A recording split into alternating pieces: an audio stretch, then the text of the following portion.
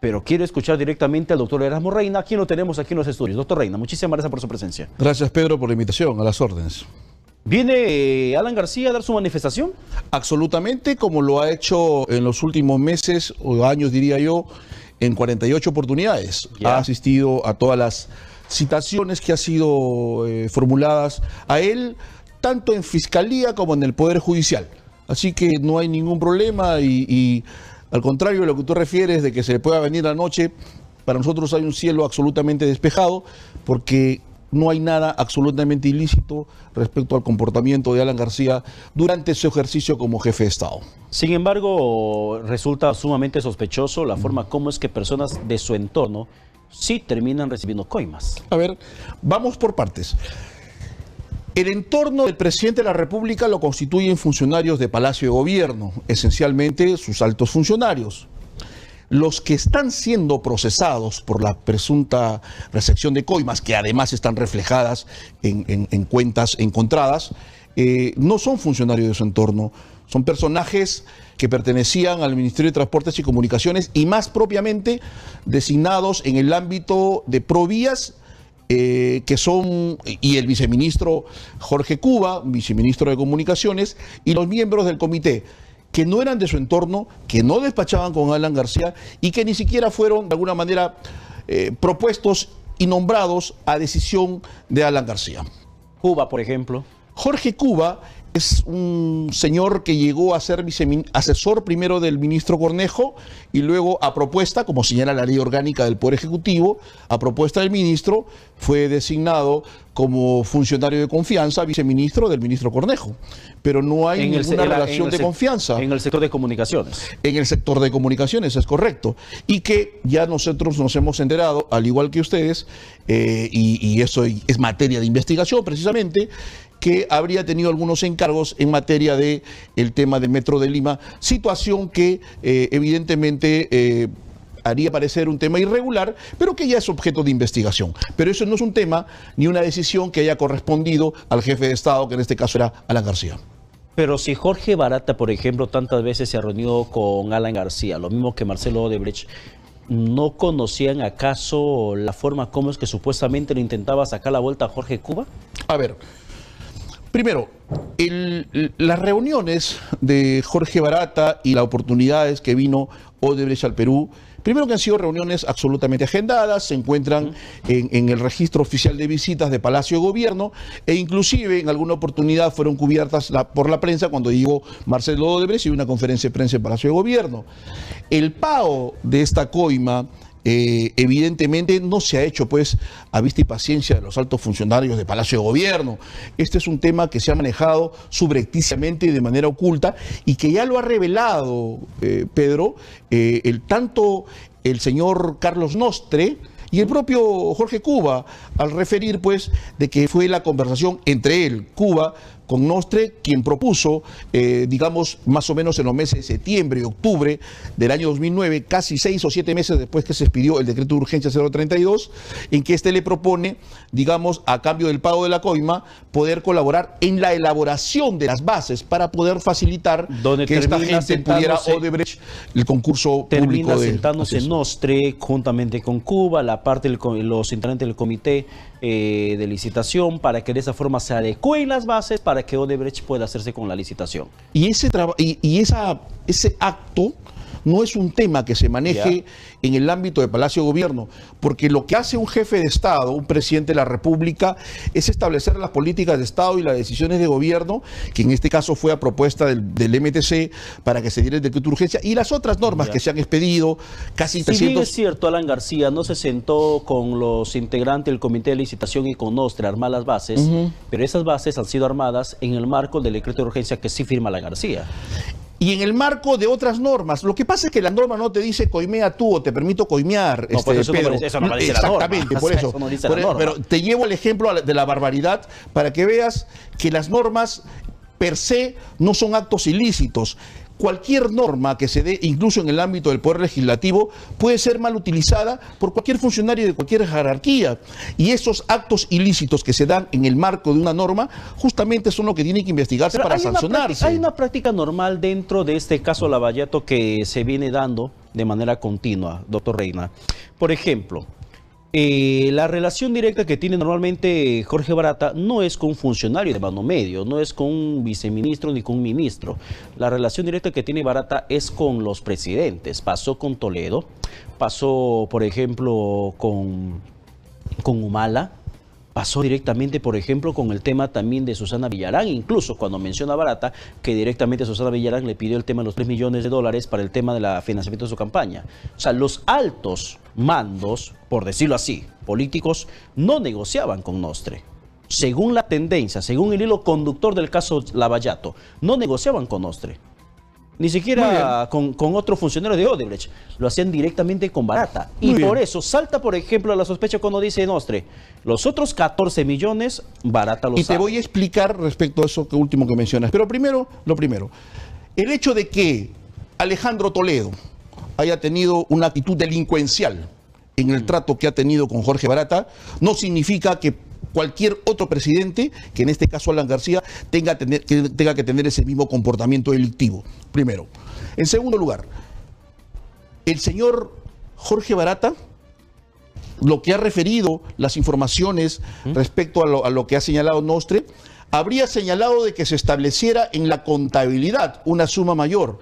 Pero Pedro, cuando nosotros, y revelo esto, Pedro, porque ya esto ha trascendido a través de, entiendo, de la propia Fiscalía, que filtran información a una conocida ONG, ¿qué es lo que ha trascendido? Que hay una suma que se estableció como contabilidad.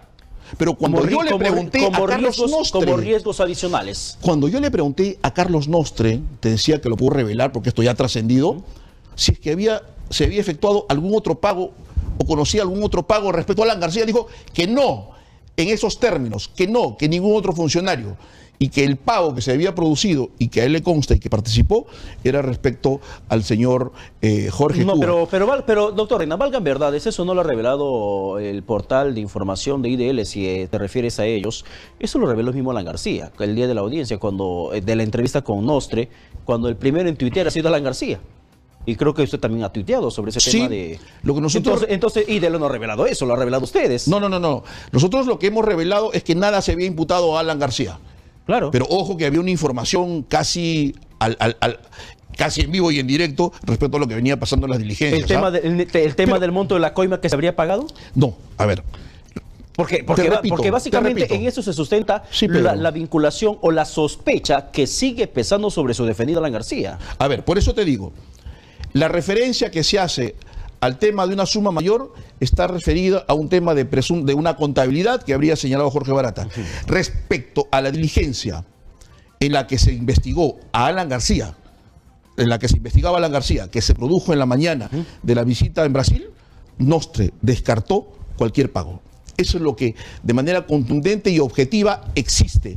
La especulación de que pueda así porque le dieron al uno y no le dieron al otro y porque el otro cobró, también debió haber cobrado esto, queda en el ámbito de la mera especulación, Pedro. Por eso le digo, o sea, la sospecha sobre Alan García se sustenta básicamente en el ámbito periodístico, en el ámbito legal, abogados que hemos entrevistado, también porque los abogados tienen su propia lectura del problema, mencionan, por ejemplo, si Barata tenía la actitud, la conducta de todos los tratos irregulares bajo la mesa del tema de coimas, sobornos pagados para un tema de obras, si lo hacía directamente Barata con Toledo, con Humala, entonces ¿por qué no con Alan García? Ahora yo te voy a decir algo eso queda, por ejemplo, ahora en yo el te voy a tintero. decir algo que tiene más sentido común. Lo que le digo no tiene sentido común. No, porque yo te digo lo siguiente.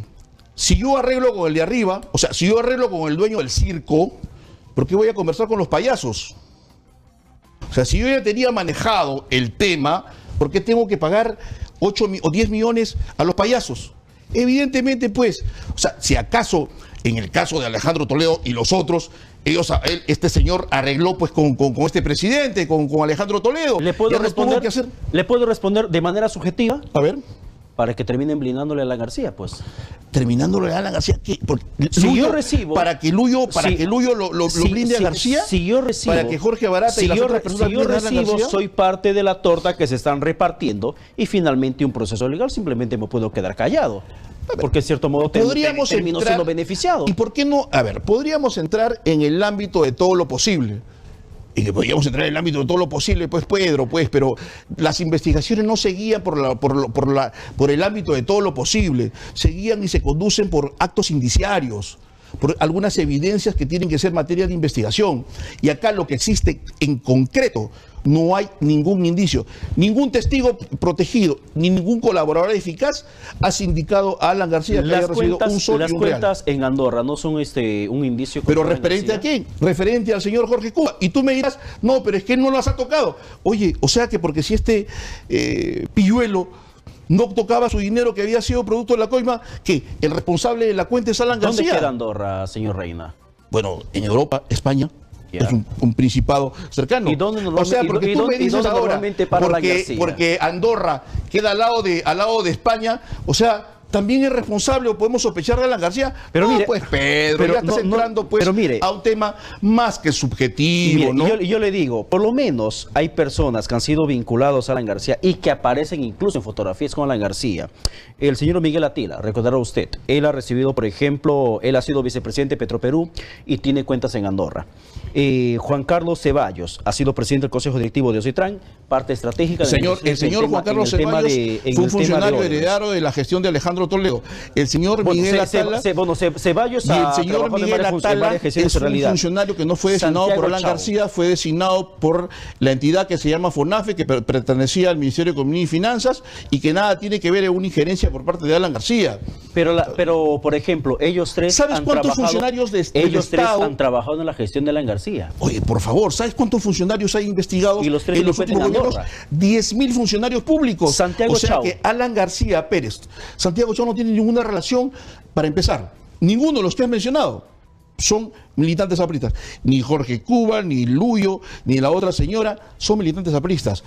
Es decir, están Atila presos. sí tenía un acercamiento, una acercamiento con Lapra. Tenía un acercamiento, pues. Entonces Él no diga está que no preso y tenía se nada está que ver con investigando, Lapra. no, pues. Pero, oye, Atila sí lo o tenía. sea que si mañana es sancionado un militante aprista, echémosle la culpa a Alan García.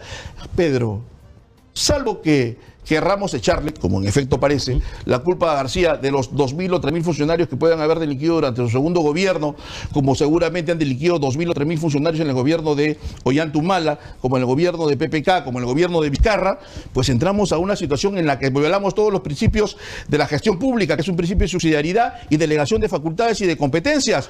¿Para qué existe un ministro? Para designar a sus viceministros. ¿Para qué existe un viceministro? Para designar a sus funcionarios de menor jerarquía. ¿Para qué existe un organismo público centralizado? Para gobernar el espacio que se crea, para lo cual se crea esta institución pública. ¿Usted sabe cuánto benefició a Odebrecht las adenas dadas por el gobierno de Alan García en el tema de la interoceánica? 11 adenas por lo menos se estima. ¿Sabe cuánto se benefició a Odebrecht? Vayamos por partes y cucharadas. Las adendas no son competencia de Alan García, por Dios. Alan García es jefe de Estado, era jefe de gobierno. El tema de ejecución de los contratos es una competencia del sector correspondiente en el que participan evidentemente la entidad, el organismo regulador, que en este caso era Ocitran, pero no era un tema del presidente de la República. Un presidente que en cierto modo tendría que considerar recurso público nunca se pronunció sobre un tema de incremento del presupuesto de manera estratosférica de la interoceánica. 11 adenas. Si acaso, a ver, lo que puede pasar... La hidroeléctrica de Alto Piura, por ejemplo, Camargo Correa, la información que incluso Exitosa Diario también publicó el día de hoy. El tema de los correos. El tema de los correos electrónicos. El tema de los correos que se producen en víspera de la segunda vuelta. Nadie ha señalado finalmente que le hayan pagado un solo en la campaña del Partido Aprista por parte de esta empresa. Que bien lo dicen en los correos. O sea, ni se acercaron ni por asomo a Alan García en la primera vuelta. O sea, desesperados. En la primera no, dice. No, pero en la segunda sí. No, te estoy diciendo, ni siquiera en la primera vuelta se habían acercado. ¿Y qué? De buenas a primeras se acercan en la segunda vuelta. Pero por Dios, pero entiende, Pedro. El correo de Camargo Correa menciona que justamente están perdiendo el hecho de que no se acercaron hasta el momento a García. A ver, ¿quién Eso dice el correo de correos entre funcionarios de Camargo y Correa? O sea, si yo mañana me dirijo un correo con el señor que está ahí, el asistente, respecto a ti, ¿tú eres responsable de lo que yo le pueda decir al señor que y está por ahí? ejemplo, ¿ha sido gratuito? Le pregunto, dentro del mundo subjetivo, que muchas veces tenemos que tejer hipótesis, sospechas. En el caso, por ejemplo, de Camargo Correa, ¿Le parece poco que en su momento haya facturado cerca de 400 millones, poco más de 400 millones de dólares en proyectos ganados? Porque el correo de Camargo Correa básicamente señala que están perdiendo la partida contra Andrade Gutiérrez y contra Norberto Odebrecht, que están perdiendo y que en cierto modo deben acercarse quien no quisiera estar cerca al rey, menciona, porque consideraban a Alan García como una figura autoritaria, que era importante estar cerca a él para que se pueda beneficiar con obras. Y sale, por ejemplo, el proyecto de la hidroeléctrica de Alto Piura, recordará usted, o sabrá usted, donde esta empresa Camargo Correa termina ganando más de 310 millones de soles. A ver, pese a que el proyecto se había quedado estancado. Si dos personas cotorrean respecto a alguien, esa persona o ese alguien es responsable de lo que pueden cotorrear algunas personas. ¿Es cotorreo? Por favor, Pedro, esos correos tienen que responder y son los miembros de esta empresa los que tienen que dar explicaciones. Por si acaso, pero no hay ningún elemento Reina, objetivo que haya aparecido en las cuentas del Partido Aprista un aporte de campaña de esta empresa. Camargo Correa no ha negado el correo. Camargo Correa lo que ha hecho es impugnar esos correos, impugnar la comunicación porque consideraban que ha sido ilegal la forma como han sido intervenidos. Está muy bien, Pedro. Pero no ha negado. No, y en verdad, te quiero decir algo, y perdóname que te lo diga en sus términos, no nos importa que lo haya negado o no lo haya negado, porque debería no es un correo que... No, pero es que no es un correo en el que participa un funcionario público y menos Alan García. Doctor Reina, muchísimas gracias. Pedro, a tus órdenes siempre. Muchísimas gracias. Quisiéramos seguir con la conversación, pero la verdad que el tiempo nos está ganando. 9 de la noche con 50 minutos. Y en estos momentos ha llegado el momento de escuchar a Elejalder Godos y la tabla de Moisés. Porque en estos momentos llega el bloque deportivo, como siempre, como todas las noches, aquí en Exitosa Perú. El avance deportivo con Elejalder Godos y su tabla de Moisés. Ahí está entrando Elejalder Godos con su tabla de Moisés para que nos dé las últimas informaciones deportivas. ¿Cómo está, Maestro, ¿cómo estamos? Buenas noches. Bueno, aquí con el avance en Exitosa Perú y seguir, señores, diciéndole al presidente de la República, a los congresistas, que el tema de suspensión no se va a dar. La soberanía del Perú está primero, está por encima, lejos de FIFA. Pero lamentablemente hay algunos congresistas que le está temblando, le tiembla la mano, le tiemblan los pies, están totalmente indecisos porque no saben del tema. Ese es el problema. ¿Y el populismo cuál es? No hay que quitarle el fútbol al Perú. Y no se trata de eso. No se trata de que se le va a quitar. Una suspensión conlleva, ojo, para que sepan, señores congresistas, y el mismo señor presidente, han sancionado, suspendido en algún momento a Uruguay. Y Uruguay volvió, corrigió los problemas y volvió, se le levantó la suspensión. Suspensión, no desafiliación. Igualmente a Argentina, igual, ¿no? Porque estos temas se conversan, no es que se suspendió y mañana ya se... No. Elejalder, perdona que te interrumpa en tu disertación, pero la FIFA dijo que hay ese riesgo de suspender al Perú. Por eso te digo, Pedro, no es que sale la resolución y se paraliza todo. Tú tienes que presentar. ¿Hay un plazo? Claro, son trámites que hacer. Así como que de repente te cierran un local y hasta que no levante las observaciones, levantas y sigue. Pero el riesgo de